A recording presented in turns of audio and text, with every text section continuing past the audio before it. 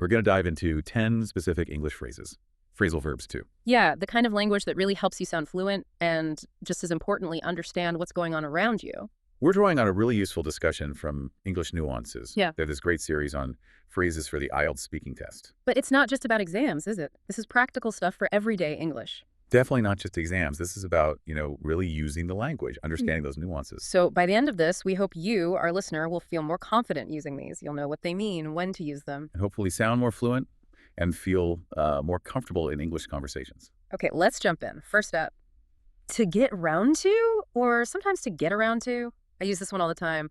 Me too. It's super common. Basically, it just means you finally do something you've been meaning to do, but haven't had the time or maybe the energy. Right, like it's been sitting on your mental to-do list. Yeah. The source used a great IELTS example. Can you cook? Yeah, and a perfect natural answer is something like, well, I'd love to learn how to cook, but I just haven't got round to it yet. See? It's not a flat no. It says, I want to, but life gets in the way. It's softer. Exactly.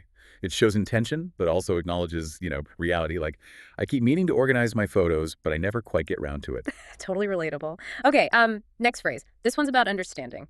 That makes sense.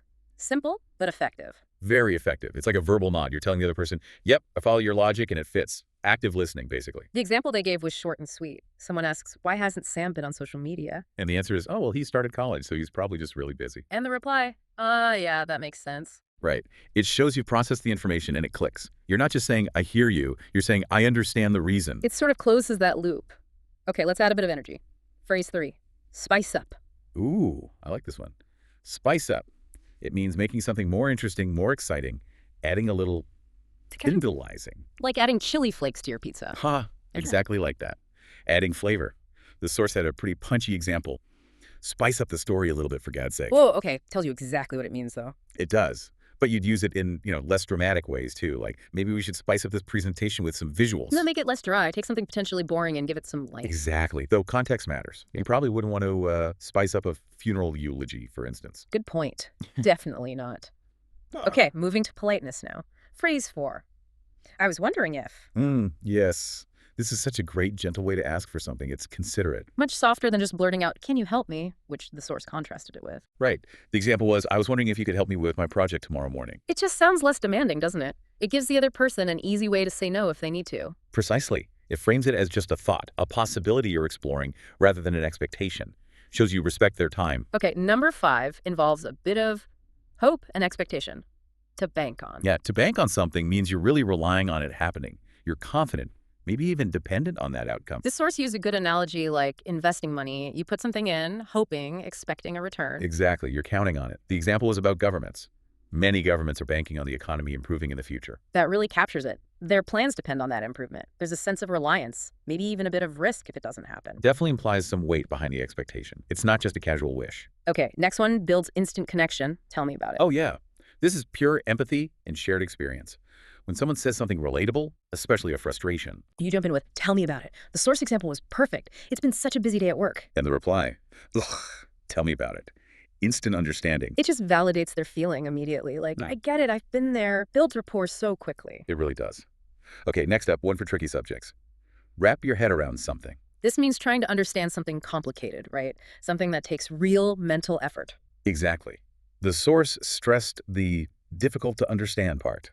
It's not for simple ideas. It's for things that make your brain hurt a little. Like the example. Oh, it's hard to wrap my head around quantum physics. I feel that. Me too. It suggests you're wrestling with it, trying to grasp it. Have you ever struggled to wrap your head around a concept? Oh, definitely. Trying to understand some complex coding logic sometimes feels like that, like mental gymnastics. Okay, number 8. To run up against. This one's about encountering difficulties. Hitting obstacles or facing opposition unexpectedly. Like you're moving along fine and then bam, a problem.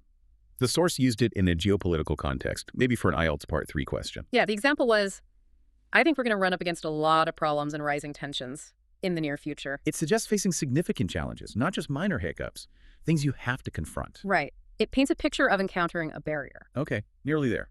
Phrase 9 gives us cautious optimism. So far, so good. Classic.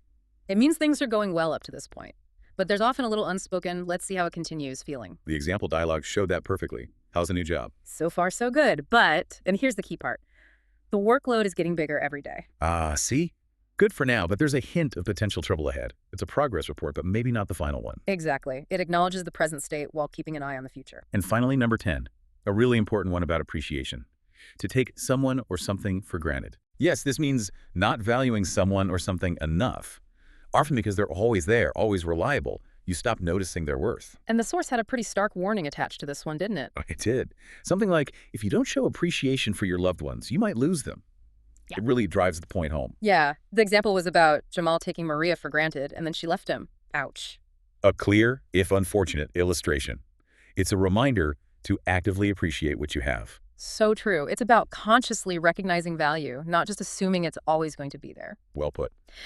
Okay, so there we are. 10 really practical phrases we've finally got around to exploring. Huh. Hopefully it all makes sense now. And maybe you're thinking how you can spice up your own English using some of them. I was wondering if you might even bank on adding a few to your regular vocabulary. And when you hear someone sharing a relatable struggle, you can jump in with, "Tell me about it." Right. And if you hit a complex grammar point, take your time to wrap your head around it. Don't worry if you run up against challenges, just keep practicing. So far, so good. And most importantly, never take for granted how much progress you're making. We really hope you, the listener, will try these out. Maybe pick one that sticks with you and see where you can use it this week. Yeah, give it a go. And remember, while the source focused a bit on IELTS, these are everywhere in everyday English. Using them really does make a difference. Absolutely. It boosts your understanding, your fluency, your confidence. It's all part of the journey, isn't it? Constantly learning these little nuances.